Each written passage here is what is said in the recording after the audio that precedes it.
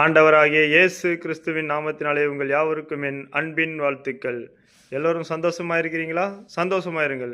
எப்பொழுதும் கர்த்தருக்குள் சந்தோஷமாயிருங்கள். வாங்கள் இன்றைக்கான தேவனுடைய வார்த்தையை நாம் கேட்போம்.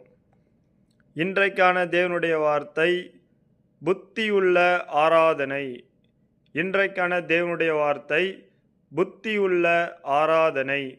வாங்கள் தேவனுடைய வார்த்தையை விசுவாசத்துடன் பொறுமையாக நிதானமாக நாம் கேட்போம்.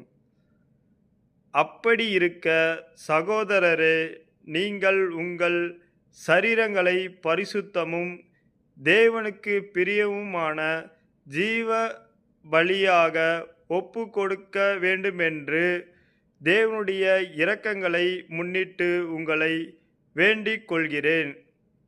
இதுவே நீங்கள் செய்யத்தக்க புத்தியுள்ள ஆராதனை. ரோமர் 12:1. இன்றைக்கான தேவனுடைய வார்த்தை என்ன சொல்கிறது என்றால், சகோதரே, நீங்கள் சரீரத்தை பரிசுத்தமும் தேவனுக்கு பிரியமான ஜீவ பலியாக ஒப்பு கொடுக்க வேண்டும்.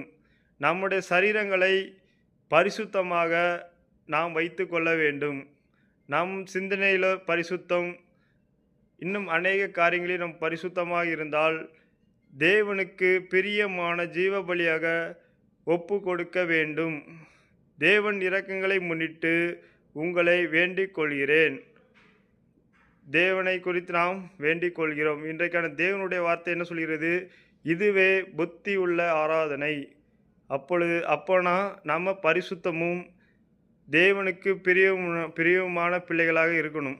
இன்றைக்கான தேவனுடைய வார்த்தையை விசுவாசத்துடன் கேட்ட பார்த்த உங்கள் யாவரையும் தேவன் தாமே ஆசீர்வதித்து பெருக செய்வார்.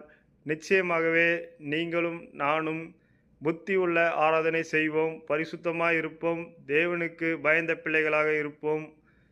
இன்றைக்கான தேவனுடைய வார்த்தை உங்களுக்கு பிடித்திருந்தால் நீங்கள் சப்ஸ்கிரைப் பண்ணுங்கள், லைக் பண்ணுங்கள், கமெண்ட் பண்ணுங்கள். எதை செய்தாலும் தேவனுக்கு என்று செய்யுங்கள். தேவ நாமம் மையப்பட செய்யுங்கள். தேங்க்யூ. God bless you.